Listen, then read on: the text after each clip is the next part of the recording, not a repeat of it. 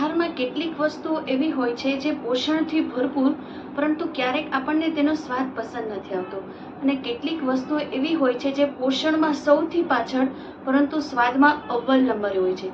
આજે આપણે એવી જ એક વસ્તુ એટલે કે મેંદો, જે પોષણમાં પાછળ અને સ્વાદમાં આગળ, તેના વિશે ચર્ચા કરવાના છીએ. મેંદો કેમાંથી બને છે? મેંદા વિશે આટલી બધી નકારાત્મકતા શા કારણે છે? મેંદો ખાવો કે ન ખાવો? આવી અવનવી વાતો આજે આપણે આ વિડીયો દરમિયાન કરીએ. નમસ્કાર, હું છું કાનન માંગડ. હવે આપણે જાણીએ કે મેંદો બને છે કઈ રીતે. તો મેંદો એ આપણે ઘઉંમાંથી, જે રેગ્યુલર ઘઉંની રોટલી ખાઈએ છીએ, બસ તે જ ઘઉંમાંથી મેંદો બને છે. પરંતુ ઘઉંની રોટલી અને મેંદો એ કેમ અલગ થાય છે એ હવે હું તમને કહું.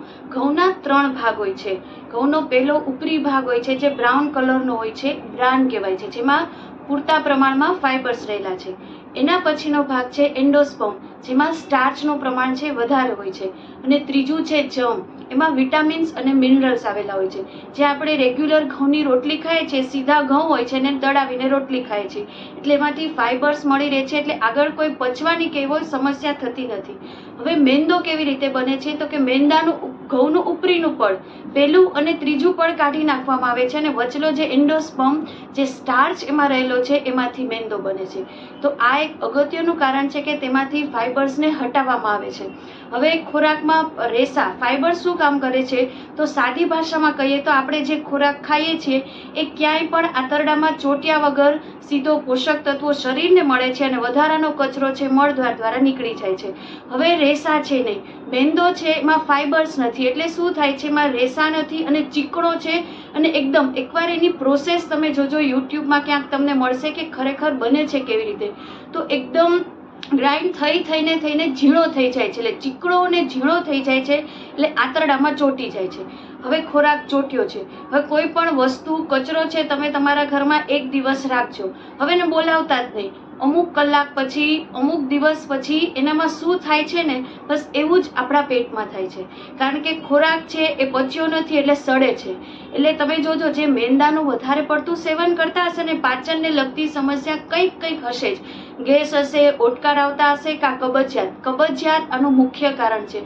જે મેંદો વધારે લે છે એને કબજિયાત છે પુષ્કળ પ્રમાણમાં, કારણ કે ખોરાક પચતો જ નથી, સડે છે એટલે તમને અલગ અલગ પ્રોબ્લેમ્સ થાય છે, ઓડકાર ચાલુ જ રહે છે. તો આ એક પાચનની સમસ્યા થાય છે. તો આ એક મુખ્ય કારણ કહી શકાય કે ઘઉં કરતા મેંદો છે ક્યાંક ને ક્યાંક પોષણમાં પાછળ છે. બીજી હું વાત કરું તો એની પ્રોસેસ છે એ થોડી અલગ છે. ધારો કે સ્ટાર્ચમાંથી બને છે, પણ આગળ ઉપર હવે ગુજરાતીમાં એક સરસ છે કે ઘઉં વર્ણો, એટલે થોડું શ્યામ. આપણી રોટલી જોજો એકદમ વ્હાઈટ નહીં થાય. હવે મેંદો તો પોતાના કલર માટે જ વખણાય છે, સફેદ વસ્તુ. તો હવે સફેદ થાય છે કેવી રીતે? તો એક કેમિકલ પ્રોસેસ થાય છે ને, બ્લીચિંગ પ્રોસેસ. એના ઉપર બ્લીચ કરવામાં આવે છે. બ્લીચથી આપણે વાકેફ છીએ, લેડીઝ તો ઘણા કરાવતા હશે. કપડાને ચમકાવવા બ્લીચ કરીએ છીએ, તો બસ આ ઘઉં ઉપર પણ બ્લીચિંગ થાય છે, કારણ કે એને સફેદ બનાવવાનો છે. તો આ એક એવા કેમિકલ પ્રોસેસમાંથી પસાર થાય છે કે ક્યાંક ને ક્યાંક આપણા સ્વાસ્થ્યને નુકસાન પહોંચાડે છે. ઘણો વર્ગ એવો હશે આમાંથી કે આટલા વખતથી અમે ખાઈએ છીએ, અમને કંઈ થયું નથી, અમે તો ચાલુ રાખશું. નો ડાઉટ કંઈ થયું નહીં, પણ એવું બની ન શકે કે તમે મેંદાનું નિયમિત રીતે સેવન કરતા હો અને તમને શરીરમાં કંઈ ફેરફાર ન થાય. બીજી વાત કહું તો ગ્લાયસેમિક ઇન્ડેક્સ, જીઆઈ, જે કાર્બોદિત પદાર્થ હોય ને એનો જીઆઈ હોય કે 0 થી 100 નું મૂલ્ય નક્કી કર્યું હોય, જેમ એનું જીઆઈ વેલ્યુ વધારે એમ થોડો એ આપણા શરીર માટે નુકસાનકારક છે. હવે મેંદાની જીઆઈ વેલ્યુ છે 70. જીઆઈ એટલે આપણે સાદી ભાષામાં કહીએ તો જ્યારે આપણે ખોરાકને ખાઈએ છીએ ને, ત્યારે એનું બ્લડ સુગરમાં તરત ટ્રાન્સફર, કન્ઝ્યુમ થઈ જાય છે, સુગરમાં તરત જ રૂપાંતર થઈ જાય છે. હવે તમે કોઈ પણ મેંદાની વસ્તુ ખાધી અને હવે ડાયાબિટીસ પેશન્ટ છો, તરત જ એનું સુગરમાં ફાસ્ટ થાય છે, કારણ કે 70 કે 70 થી વધુ હોય ત્યારે હાઈ જીઆઈ વેલ્યુ કહેવાય છે. તો આ પણ એક ડ્રોબેક છે. તો વિનંતી છે કે જે ડાયાબિટીક પેશન્ટ છે, જે વધારે મેંદાનું સેવન કરે છે, એ આજથી થોડું ધીમે ઓછું અને પછી ક્યાંક ને ક્યાંક બંધ કરવું. પ્લસ એમાં સ્ટાર્ચનું પ્રમાણ વધારે હોય છે, મેદસ્વીતા આવી શકે છે, ઓબેસિટીનો શિકાર બની શકે, કોલેસ્ટ્રોલ, ટ્રાઇગ્લિસરાઇડ, બ્લડ પ્રેશર, આ બધા જ રોગો છે એ એક વસ્તુ.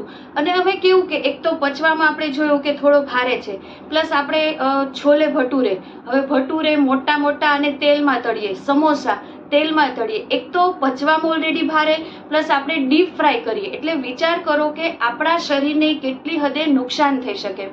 આપણા બાળકો, ઘણા મમ્મીઓ એના બાળકોને એમ કે એક બિસ્કિટ ખાઈ લે, કાલે બીજું, પણ એક બિસ્કિટ છે એ રોજ તમે દેતા હશો તો તમે પાછળ વાંચજો કે એમાં સુગર કન્ટેન્ટ કેટલું છે, એમાં મેંદો કેટલો વપરાણો છે.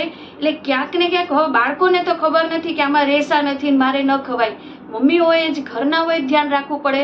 હવે પેકેટ્સ આવે છે, હવે મેંદાની બધી કાર્ટૂન્સ જોવે તો એમાં આટલા બધા પેકેટ્સ છે, તો બાળકો કંટ્રોલ ન કરી શકે એટલે ડિમાન્ડ કરે એટલે મમ્મીઓ લઈ આવે.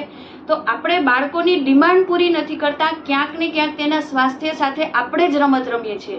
તો હું રિક્વેસ્ટ કરીશ, અને કદાચ તમને એમ થાય કે મેંદો છૂટતો નથી તો હવે ખાવો છે તો પહેલાં એને 50% થોડો ઓછો કરી નાખો. તમે પૂરી રીતે આલુ પરોઠા છે કે ઘણી બધી વાનગીઓ બને છે તો 100% મેંદો વાપરતા હો તો તેમાંથી 50% બીજો લોટ લઈ લો.